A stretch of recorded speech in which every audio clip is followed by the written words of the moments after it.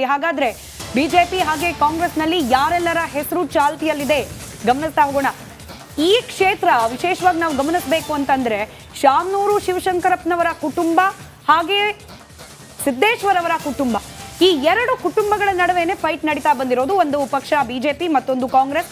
Shamanur Shivashankarappa family ಅಂದ್ರೆ ಕಾಂಗ್ರೆಸ್, ಹಾಗೆ Siddeshwar family ಅಂದ್ರೆ ಬಿಜೆಪಿ. ಆದ್ರೆ ಬೀಗರಾದ್ರೂ ಕೂಡ ಸಂಬಂಧದಲ್ಲಿ ರಾಜಕೀಯವಾಗಿ ಎರಡೂ ಭಿನ್ನ ಅಭಿಪ್ರಾಯವುಳ್ಳ ಪಕ್ಷಗಳಾಗಿರೋದ್ರಿಂದ ಈ ಬಾರಿ ಯಾರಿಗೆ ಟಿಕೆಟ್ ಸಿಗಬಹುದು ಅನ್ನೋ ಕುತೂಹಲ ಇದ್ದೇ ಇದೆ. ನಾನು ಆಗ್ಲೇ ಹೇಳ್ತಾ ಇದ್ದ ಹಾಗೆ ಬಿಜೆಪಿಯಿಂದ 5-6 ಮಂದಿಯ ಹೆಸರು ಈಗ ಆಲ್ರೆಡಿ ಚಾಲ್ತಿಯಲ್ಲಿದೆ. ಹಾಲಿ ಸಂಸದ GM ಸಿದ್ದೇಶ್ವರ್ ಅವರನ್ನು ಒಳಗೊಂಡಂತೆ. ಇತ್ತ ಕಾಂಗ್ರೆಸ್ನಿಂದ SS ಮಲ್ಲಿಕಾರ್ಜುನ್ ಅವರನ್ನ ಸಚಿವ ಸ್ಥಾನಕ್ಕೆ ರಾಜೀನಾಮೆ ಕೊಟ್ಟು ಸಂಸದ ಸ್ಥಾನಕ್ಕೆ ನೀವು ಕಂಟೆಸ್ಟ್ ಮಾಡಿ ಅಂತ ಬಂದ್ರು ಬರಬಹುದು. ಆದ್ರೆ ಅವರ ಪತ್ನಿ ಹೆಸರು ಕೂಡ ಅಷ್ಟೇ ಪ್ರಮುಖವಾಗಿ ಕೇಳೋಕ್ ಸಿಗ್ತಾ ಇದೆ. ನಾಗೇಂದ್ರ, ಎಸ್ ನೋಡಿ, ಈಗ ಬಿಜೆಪಿ ಕಾಂಗ್ರೆಸ್ ನಡುವಿನ ಫೈಟ್ ಅಂತ ಹೇಳೋದಕ್ಕಿಂತ ಇಲ್ಲಿ ಸಿದ್ದೇಶ್ವರ್ ಕುಟುಂಬ ಹಾಗೂ ಶಾಮನೂರು ಶಿವಶಂಕರಪ್ಪ ಅವರ ಕುಟುಂಬದ ನಡುವಿನ ಪ್ರತಿಷ್ಠೆಯ ಕಣವಾಗಿ ಮಾರ್ಪಾಟಾಗಿದೆ. ನೋಡಿ, ಇದೇ SS ಮಲ್ಲಿಕಾರ್ಜುನ್ ಅವರು ಇವತ್ತು ಏನು ಸಚಿವರಿದ್ದಾರೆ, ಹಾಲಿ ಸಚಿವರಿದ್ದಾರೆ, ಇವರು 2014ರಲ್ಲಿ ಇದೇ GM ಸಿದ್ದೇಶ್ವರ್ ಅವರ ವಿರುದ್ಧ ಕಣಕ್ಕಿಳಿದು ಸೋಲನ್ನು ಅನುಭವಿಸಿರ್ತಾರೆ. ಈಗ ಆಕಾಂಕ್ಷಿಗಳ ಪಟ್ಟಿಯಂತೂ ದೊಡ್ಡದಾಗಿ ಬೆಳೀತಾ ಹೋಗ್ತಾ ಇದೆ. ಪ್ರಮುಖವಾಗಿ BJPಯಲ್ಲಿ ರೇಣುಕಾಚಾರ್ಯ ಅವರು ಕೂಡ ಹೊನ್ನಾಳಿ ಕ್ಷೇತ್ರದ ಮಾಜಿ ಶಾಸಕರು, ಮಾಜಿ ಸಚಿವರು ಕೂಡ. ಸೊ ಈ ಬಾರಿ ಗೆಲುವು ನಿಶ್ಚಿತ ಅಂತೇಳಿ ಕನಸನ್ನು ಕಾಣ್ತಿದ್ದಂಥ ರೇಣುಕಾಚಾರ್ಯ ಅವ್ರಿಗೆ ಅದು ಕನಸಾಗಲಿಲ್ಲ, ಅದು ಹುಸಿ ಆಯಿತು, ಹೀನಾಯವಾದಂಥ ಸೋಲಾಯಿತು. ಆದರೂ ಕೂಡ ಸುಮ್ಮನಾಗದಂಥ ರೇಣುಕಾಚಾರ್ಯ ಅವರು ಇಡೀ ದಾವಣಗೆರೆಯಾದ್ಯಂತ ಓಡಾಟಕ್ಕೆ ಮುಂದಾಗಿದ್ದಾರೆ.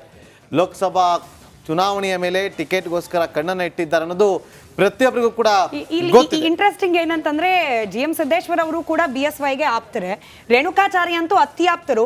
ಈಗ ಇಬ್ಬರನ್ನ ಬ್ಯಾಲೆನ್ಸ್, ಇಬ್ರು ಆಕಾಂಕ್ಷಿಗಳೇ. ಸಿದ್ದೇಶ್ವರ್ ಅವರು ಕೂಡ ಮತ್ತೊಮ್ಮೆ ನಾನು ಕಂಟೆಸ್ಟ್ ಮಾಡಬೇಕು ಅನ್ನೋ ರೀತಿಯಲ್ಲೇ ಇದೆ ಅವರ ಅಭಿಪ್ರಾಯ ಕೂಡ. ಈಗ ಇಬ್ರು ಕೂಡ BSYಗೆ ಆಪ್ತರಾಗಿರೋದ್ರಿಂದ ಅವರನ್ನ ಹೆಂಗ್ ಸಮಾಧಾನ ಮಾಡ್ತಾರೆ ಯಡಿಯೂರಪ್ಪನವರು? ಸದ್ಯಕ್ಕೆ ಈಗಿರೋ ಚಾಲೆಂಜ್ ಅದು. ಅದರಲ್ಲೂ ವಿಜೇಂದ್ರ ಅವರು ರಾಜ್ಯಾಧ್ಯಕ್ಷರಾದ್ಮೇಲಂತೂ ರೇಣುಕಾಚಾರ್ಯ ಅವರು ಫುಲ್ ಆಕ್ಟಿವ್ ಆಗ್ಬಿಟ್ಟಿದ್ದಾರೆ. ಇದರ ಜೊತೆಗೆ ಒಂದಷ್ಟು ಹೆಸರುಗಳಿದೆ ಬಿಜೆಪಿ ಆಕಾಂಕ್ಷಿತರ ಪಟ್ಟಿಯಲ್ಲಿ. ಡಾಕ್ಟರ್ ರವಿಕುಮಾರ್ ಅಂತ ಹೇಳಿ ಜಗಳೂರು ಶಾಸಕ ಗುರುಸಿದ್ದನಗೌಡರ ಪುತ್ರ ಇವರು, ಹಾಗೆ ಅನಿತ್ ಕುಮಾರ್, B ಕೊಟ್ರೇಶ್, ಇವರೆಲ್ಲರ ಹೆಸರು ಕೂಡ ಇದ್ರು ಕೂಡ ಕಾಂಪಿಟೇಷನ್ ಅಂತೂ ಇದೆ. GM ಸಿದ್ದೇಶ್ವರ್ ಅವರ ಪುತ್ರ ಅನಿತ್ ಕುಮಾರ್ ಅವರು ಬಹಳ ಆಕ್ಟಿವ್ ಆಗಿದ್ದಾರೆ ಕ್ಷೇತ್ರದಲ್ಲಿ. ಯಾವಾಗ GM ಸಿದ್ದೇಶ್ವರ್ ಅವರಿಗೆ ಟಿಕೆಟ್ ಡೌಟ್ ಅನ್ನುವ ಚರ್ಚೆಗಳು ಶುರುವಾಯಿತು, ನಾವು ಹೇಳ್ತಿಲ್ಲ ಇದನ್ನು, ಚರ್ಚೆಗಳು ಯಾವಾಗ ಶುರುವಾಯಿತು ಆ ಕ್ಷಣದಿಂದಲೇ ಅನಿತ್ ಕುಮಾರ್ ಅವರು ಬಹಳಷ್ಟು ಆಕ್ಟಿವ್ ಆಗಿ ಕ್ಷೇತ್ರದಾದ್ಯಂತ ಓಡಾಟಕ್ಕೆ ಧುಮುಕಿದ್ದಾರೆ. ನೋಡಬೇಕು ವರಿಷ್ಠರು ಯಾವ ತೀರ್ಮಾನವನ್ನ ತೆಗೆದುಕೊಳ್ತಾರೆ ಅಂತೇಳಿ. ಹಾಗೆ ಕಾಂಗ್ರೆಸ್ ಆಕಾಂಕ್ಷಿತರ ಪಟ್ಟಿಯನ್ನ ಕೂಡ ಒಮ್ಮೆ ಗಮನಿಸ್ಬಿಡೋಣ. 28 ವರ್ಷದಿಂದ ಕಾಂಗ್ರೆಸ್ಗೆ ಸತತವಾಗಿ ನಡೆದ ಎಲ್ಲಾ ಲೋಕಸಭಾ ಚುನಾವಣೆಯಲ್ಲೂ ಕೂಡ ಸೋಲೆ ಆಗ್ತಾ ಬಂದಿದೆ. ಆದ್ರೆ ಪ್ರಬಲ ಪೈಪೋಟಿ ಅಂತೂ ಆಗ್ತಾನೆ ಇದೆ. ಕಳೆದ ಬಾರಿ ನಾವು ಗಮನಿಸಿದಾಗ 1,69,000 ಮತಗಳ ಅಂತರ ಇತ್ತು ಬಿಜೆಪಿ ಹಾಗೆ ಕಾಂಗ್ರೆಸ್ನ. GM ಸಿದ್ದೇಶ್ವರ್ ಅವರು ತಗೊಂಡಿದ್ದು ಸುಮಾರು 5,80,000 ಓಟ್ಗಳೇನೋ ತಗೊಂಡಿದ್ರು ಅವರು, ನನಗೆ ಗೊತ್ತಿರೋ ಹಾಗೆ. ಕಾಂಗ್ರೆಸ್ನವ್ರು ತಗೊಂಡಿದ್ದು ಕೇವಲ ಅಂದರೆ 4,82,000 ಹತ್ರ ತಗೊಂಡಿದ್ರು. ಸೊ ಹಾಗಾಗಿ ಪ್ರಬಲವಾದಂಥ ಪೈಪೋಟಿ ಅಂತೂ ಇದ್ದೇ ಇದೆ. ಸೊ ಈಗ ಮೈತ್ರಿ ಮಾಡಿಕೊಂಡಿರುವಂಥ ಹಿನ್ನೆಲೆಯಲ್ಲಿ ಬಹಳಷ್ಟು ಕ್ಲಿಷ್ಟಕರವಾಗಬಹುದು ಅಂತ ಕೂಡ ಹೇಳಲಾಗ್ತದೆ. ನೋಡಿ, ಕಾಂಗ್ರೆಸ್ ಆಕಾಂಕ್ಷಿಗಳ ಪಟ್ಟಿಯನ್ನು ನೀವು ನಮ್ಮ ಸ್ಕ್ರೀನ್ ಮೇಲೆ ಗಮನಿಸ್ತಾ ಇದ್ರಿ, ಯಾರೆಲ್ಲ ಇದ್ದಾರೆ ಅಂತ ಹೇಳಿ. ಇಲ್ಲಿ ಪ್ರಮುಖವಾಗಿ SS ಮಲ್ಲಿಕಾರ್ಜುನ್ ಅವರ ಪತ್ನಿ ಹೆಸರು ಕೂಡ ಓಡಾಡ್ತಾ ಇದೆ, ಪ್ರಭಾ ಮಲ್ಲಿಕಾರ್ಜುನ್ ಅವರು.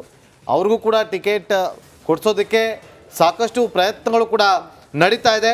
ಮತ್ತೊಂದು ಕಡೆ ಕಾಂಗ್ರೆಸ್ ಜಿಲ್ಲೆಯ ಅಧ್ಯಕ್ಷರಾಗಿರುವಂಥ HB ಮಂಜಪ್ಪ ಅವರಿದ್ದಾರೆ, ಹರಿಹರ ಮಾಜಿ ಶಾಸಕ S ರಾಮಪ್ಪ ಅವರಿದ್ದಾರೆ, KPCC ಸದಸ್ಯರು ಆಗಿರುವಂಥ ಕಲ್ಲೇಶ್ ರಾಜ್ ಪಾಟೀಲ್ ಅವರಿದ್ದಾರೆ, ಮಾಜಿ ಸಂಸದ ಚೆನ್ನಯ್ಯ ಒಡೆಯರ್ ಅವರ ಪುತ್ರ ಶಿವಕುಮಾರ್ ಒಡೆಯರ್ ಅವರಿದ್ದಾರೆ, ಮತ್ತೊಂದು ಕಡೆ B ವಿನಯ್ ಕುಮಾರ್ ಅವರು. ನೋಡಿ, ಇಷ್ಟು ಜನ ಇದ್ದಾರೆ ಕಾಂಗ್ರೆಸ್ನ ಆಕಾಂಕ್ಷಿಗಳು. ಇವರಲ್ಲಿ ಯಾರಿಗೆ ಟಿಕೆಟ್ ಒಲಿಯುತ್ತೆ ಅನ್ನೋದು ಕೂಡ ಕುತೂಹಲ ಕೆರಳಿಸ್ತಾ ಇದೆ. ರೈಟ್, ವಿನಯ್ ಕುಮಾರ್ ಅವರು, ಇವರು ಕಾಂಗ್ರೆಸ್ನ ಟಿಕೆಟ್ನ ಆಕಾಂಕ್ಷಿ. ನಮ್ಮ ಜೊತೆ ನೇರ ಸಂಪರ್ಕದಲ್ಲಿದ್ದಾರೆ. ವಿನಯ್ ಅವರೇ, ನಮಸ್ಕಾರ. ನಮಸ್ಕಾರ ಮೇಡಮ್. ನಮಸ್ಕಾರ. ಸಿದ್ದರಾಮಯ್ಯ ಅವರ ಆಪ್ತರಂತೆ ತಾವು, ಟಿಕೆಟ್ ಸಿಗಬಹುದು ಅನ್ನೋ ನಿರೀಕ್ಷೆ ಕೂಡ ಇದೆಯಂತೆ. ಏನ್ ಹೇಳ್ತಿದ್ದಾರೆ ಸರ್ ಸಿದ್ದರಾಮಯ್ಯನವರು ಅಥವಾ ನಿಮ್ಮ ಪಕ್ಷದ ವರಿಷ್ಠರು? ಪಕ್ಷದ ವರಿಷ್ಠರು ಈಗ ಕಾಂಗ್ರೆಸ್ನಲ್ಲಿ ಹೊಸ ಚಿಂತನೆ ಇದೆ. ಯೂತ್ಗೆ ಅವಕಾಶ ಕೊಡಬೇಕು, ಹೊಸಬರಿಗೆ ಅವಕಾಶ ಕೊಡಬೇಕು. ಅದರಲ್ಲೂ ಸಮಾಜ ಕ್ಷೇತ್ರದಲ್ಲಿ ಏನಾದ್ರು ಸಾಧನೆ ಮಾಡಿ ಬಂದವರಿಗೆ, ನಾನು ಬೇಸಿಕಲಿ ಎಜುಕೇಶನ್ ಸೆಕ್ಟರ್ ಅಲ್ಲಿ ಎಜುಕೇಶನಿಸ್ಟ್ ತರ ಬಂದಿದ್ದೀನಿ. ಸುಮಾರು 1000 ಜನ IAS ಅಧಿಕಾರಿಗಳು ನಮ್ಮ ಇನ್ಸೈಟ್ಸ್ IAS ಸಂಸ್ಥೆಯಿಂದ ಪಾಸ್ ಆಗಿದ್ದಾರೆ. ಇದನ್ನೆಲ್ಲ ಅಬ್ಸರ್ವ್ ಮಾಡಿದ್ದಾರೆ. ಸಿದ್ದರಾಮಯ್ಯ ಸಾಹೇಬ್ ಇರ್ಬೋದು, DK ಶಿವಕುಮಾರ್ ಸಾಹೇಬ್ ಇರ್ಬೋದು, ಅಥವಾ AICC ನಲ್ಲಿರುವ ಸೀನಿಯರ್ಸ್ ಇರ್ಬೋದು. So ಇವಾಗ ದಾವಣಗೆರೆ ಅಂತ ಒಂದು ಮಹಾ ಕ್ಷೇತ್ರದಲ್ಲಿ ಬಿಜೆಪಿಯಿಂದ ಮಟ್ಟ ಹಾಕ್ಬೇಕು, 28 ವರ್ಷದಿಂದ ಅಧಿಕಾರದಲ್ಲಿರೋ ಬಿಜೆಪಿಯಿಂದ ಮಟ್ಟ ಹಾಕ್ಬೇಕು ಅನ್ನೋದಾದ್ರೆ ಅಂದ್ರೆ ಶಾಮನೂರ್ ಅವ್ರ ನಮ್ಮಂತರ ಕುಟುಂಬದಿಂದ ಅವಶ್ಯಕತೆ. ಸಾಧ್ಯ ಆಗದೆ ಇದ್ದದ್ದು ನಿಮ್ ಕೈಯಲ್ಲಿ ಆಗತ್ತೆ ಅಂತ ಅನ್ಸುತ್ತೆ? ಯಾಕಂದ್ರೆ ನಿಮ್ಗೂ ಗೊತ್ತಿರೋ ಹಾಗೆ ಶಾಮನೂರ್ ಶಿವಶಂಕರಪ್ಪನವರ ಫ್ಯಾಮಿಲಿ ಹಿಡಿತ ಸಾಕಷ್ಟಿದೆ. ಈಗ SS ಮಲ್ಲಿಕಾರ್ಜುನ್ ಅವರ ಹೆಸರು ಕೂಡ ಇದೆ, ಅವ್ರ ಪತ್ನಿ ಹೆಸರು ಕೂಡ ಇದೆ ಪಟ್ಟಿಯಲ್ಲಿ. ಇಲ್ಲಿ ನನಗೆ ಟಿಕೆಟ್ ಸಿಕ್ಕಲ್ಲಿ ಮಿನಿಮಮ್ 1.5 2 ಲಕ್ಷ ಅಂತರದಲ್ಲಿ ಗೆದ್ದೇ ಗೆಲ್ತೀನಿ. ಇದಕ್ಕೆ 2-3 ಕಾರಣ ಹೇಳ್ಬಿಡ್ತೀನಿ ಯಾಕೆ ಅಂತಂದು. ಮೊದಲನೇದಾಗಿ ಶಾಮನೂರ್ ಫ್ಯಾಮಿಲಿ ಅವರು ಕೂಡ ಪ್ರಾಮಾಣಿಕ ಪ್ರಯತ್ನ ಮಾಡಿದ್ರು, ಇಲ್ಲ ಅಂತಂದಲ್ಲ. ಇಲ್ಲಿ ಡೆಮೋಗ್ರಫಿ ವೈಸ್ ಹೋಗ್ಬೇಕು. ನಾನು ಒಬ್ಬ ಬ್ಯಾಕ್ವರ್ಡ್ ಕಮ್ಯುನಿಟಿಗೆ ಸೇರಿದವನಾಗಿರೋದ್ರಿಂದ ಅಲ್ಲಿ 70-75% ಜನಸಂಖ್ಯೆ ಬ್ಯಾಕ್ವರ್ಡ್ ಇದೆ. ಹಾಗಾಗಿ ಅಲ್ಲಿ ಬ್ಯಾಕ್ವರ್ಡ್ ಇಂದ ಯಾರಾದ್ರೂ ಫಿಟ್ ಕ್ಯಾಂಡಿಡೇಟ್ ಬಂದಿದ್ರೆ ಇಷ್ಟೊತ್ತಿಗಾಗ್ಲೇ ಅದು ಕೂಡ ಕಾಂಗ್ರೆಸ್ ಪಾಳೆಗಾರಿಕೆ ಕಾಂಗ್ರೆಸ್ ಸೀಟ್ ಆಗಿರ್ತಾ ಇತ್ತು. ಕಾಂಗ್ರೆಸ್ ಅಲ್ಲಿ ಒಂದು MP ಆಗಿ ಹೋಗೋ ಚಾನ್ಸ್ ಇರ್ತಾ ಇತ್ತು. ಎರಡನೇದಾಗಿ ನಾನು ಸುಮಾರು ಒಂದು 650 ಕಿಲೋಮೀಟರ್ ಪಾದಯಾತ್ರೆ ಮಾಡಿ ಇಡೀ ಕ್ಷೇತ್ರದಲ್ಲಿ ಹಳ್ಳಿಗೂ ಕೂಡ ಇವತ್ತು ಚಿರಪರಿಚಿತನಾಗಿದ್ದೇನೆ. ಯಾವ್ಯಾವ ಇವತ್ತು ಸರ್ವೆ ಮಾಡ್ತಾ ಇದಾರೆ ಎಲ್ಲಾ ಸರ್ವೆನಲ್ಲೂ ಕೂಡ ನನ್ನ ಹೆಸರು ಮುಂಚೂಣಿಯಲ್ಲಿದೆ. ವಿನಯ್ ಕುಮಾರ್ ನೋಡಿ, ಸರ್ವೆನಲ್ಲಿ ನಿಮ್ಮ ಹೆಸರು ಮುಂಚೂಣಿಯಲ್ಲಿದೆ, ಒಪ್ಕೊಳ್ಳೋಣ. ಆದ್ರೆ ಕಾಂಗ್ರೆಸ್ನ ಸಂಸ್ಕೃತಿ ಬಿಜೆಪಿ ಸಂಸ್ಕೃತಿ ಬೇರೆ. ನೀವು ಹೇಳಿದ್ರಲ್ಲ, ಹೊಸಬರಿಗೆ ಯುವಕರಿಗೆ ಒಂದು ಟಿಕೆಟ್ ಅನ್ನ ಕೊಡ್ತಾರೆ, ಅವಕಾಶವನ್ನ ಕೊಡ್ತಾರೆ ಅನ್ನೋದನ್ನ ನಾವು ಬಿಜೆಪಿಯಲ್ಲಿ ಅದನ್ನ ನಾವು ಕೇಳಿದ್ವಿ. ಆದ್ರೆ ಕಾಂಗ್ರೆಸ್ನಲ್ಲಿ ಯಾವತ್ತೂ ಕೂಡ ಗೆಲ್ಲೋ ಕುದುರೆಗೇನೆ ಟಿಕೆಟ್ ಕೊಡೋದು, ಅದು ನೋ ಡೌಟ್. ಯಾಕಂದ್ರೆ DK ಶಿವಕುಮಾರ್ ಅವರು KPCC ಅಧ್ಯಕ್ಷರು ಯಾವಾಗ್ಲೂ ಒಂದೇ ಮಾತನ್ನು ಹೇಳ್ತಾರೆ, ಯಾರು ಗೆಲ್ಲೋ ಕುದುರೆ ಇರ್ತಾರೆ ಅವ್ರಿಗೆ ಬಾಜಿ ಕಟ್ಟಬೇಕು ಅನ್ನೋ ಅವರ ಮಾತಿನ ಅರ್ಥ. ಕ್ಷೇತ್ರದಲ್ಲಿ ನೋಡಿ, ದಾವಣಗೆರೆ ಬಹಳ ಇಂಪಾರ್ಟೆಂಟ್ ಈ ಬಾರಿ. ಎಲ್ಲೂ ಸಾಧನೆ ಮಾಡದಂತ ಕಾಂಗ್ರೆಸ್ ಈ ಬಾರಿ ಕರ್ನಾಟಕದಲ್ಲಿ ಸಾಧನೆಯನ್ನ ಮಾಡಿದೆ ವಿಧಾನಸಭಾ ಚುನಾವಣೆಯಲ್ಲಿ. ದಾವಣಗೆರೆಯಲ್ಲಿ 28 ವರ್ಷಗಳಿಂದ ಒಮ್ಮೆಯೂ ಕೂಡ ಗೆದ್ದಿಲ್ಲ ಕಾಂಗ್ರೆಸ್. ಹತ್ರ ಬಂದಿದೆ, ಫೈಟ್ ಕೊಟ್ಟಿದೆ. ಹಾಗಂತ ಈ ಬಾರಿಯೂ ಕೂಡ ರಿಸ್ಕ್ ತೆಗೆದುಕೊಳ್ಳುತ್ತೆ ಅನ್ನೋ ವಿಶ್ವಾಸ ಇದೆಯಾ ನಿಮ್ಗೆ? ಖಂಡಿತ ಈ ಸರಿ ದಾವಣಗೆರೆನಲ್ಲಿ ಗೆಲ್ಲೋ ಕುದುರೆ ಹುಡುಕಾಟ ನಡೀತಾ ಇದೆಯಲ್ಲ, ಗೆಲ್ಲೋ ಕುದುರೆ ನಾನೇ ಅಂತಂದು. ಎರಡನೇದಾಗಿ MLA ಎಲೆಕ್ಷನ್ ಅಲ್ಲಿ ನಾವು ನೋಡಿದ ಪ್ರಕಾರ ಸುಮಾರು 90% ಕ್ಯಾಂಡಿಡೇಟ್ಗಳು ಸರ್ವೆ ಮೂಲಕ ಅವರಿಗೆ ಟಿಕೆಟ್ ಕೊಟ್ಟಿದ್ದು. ಅದರಲ್ಲೂ ಹೊಸ ಮುಖಗಳು, ಒಂದು ಪ್ರದೀಪ್ ಈಶ್ವರ್ ಒಂದು ಅತ್ಯುತ್ತಮ ಎಕ್ಸಾಂಪಲ್ ಅಂತ ಹೇಳ್ಬೋದು. ಅವರು ಕೂಡ ಕೋಚಿಂಗ್ ಇಂಡಸ್ಟ್ರಿಯಿಂದ ಬಂದು ಇವತ್ತು ಸಾಕಷ್ಟು ಹೆಸರು ಮಾಡಿದ್ದಾರೆ, ಒಳ್ಳೆ ಕೆಲಸ ಮಾಡ್ತಾ ಇದ್ದಾರೆ. ದಾವಣಗೆರೆನಲ್ಲೂ ಕೂಡ ಆ ಸಾಧ್ಯತೆ ಈಗ ಇದೆ, ಜನಗಳೇ ಹೇಳ್ತಾ ಇದ್ದಾರೆ.